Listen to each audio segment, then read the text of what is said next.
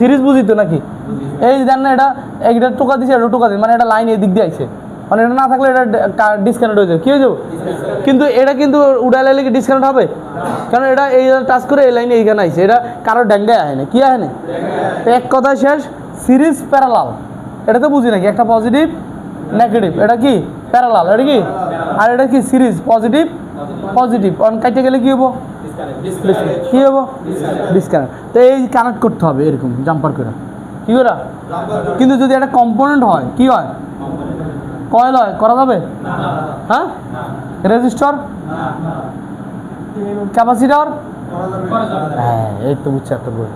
Diode করা যাবে, diode, বাস এই তো বুঝছি। হ্যাঁ জানবো। আবার আইসির থেকে উল্টাভাবে করা যায়। আইসিতে কী করা যায়? কম্পোনেন্ট তো করা যাবে না।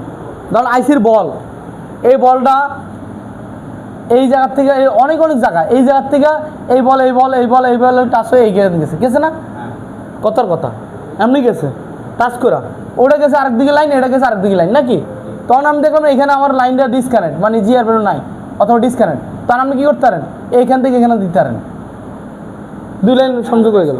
হ্যাঁ, অ্যানালগ আইসি না, অ্যানালগ বুঝি না, ডিজিটাল বুঝি না। লাইন মিসিং, মানে ধরুন কোনো কারণে লাইন মিসিং হয়েছে, এরকম হয় না।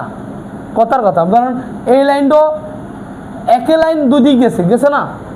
গেছে তো এই জায়গার থেকে আপনার, তখন এই জায়গাতে এই জায়গায় দিলে এই লাইনও চলবো, ওই লাইনও ভোল্টেজের ক্ষেত্রে। কার ক্ষেত্রে?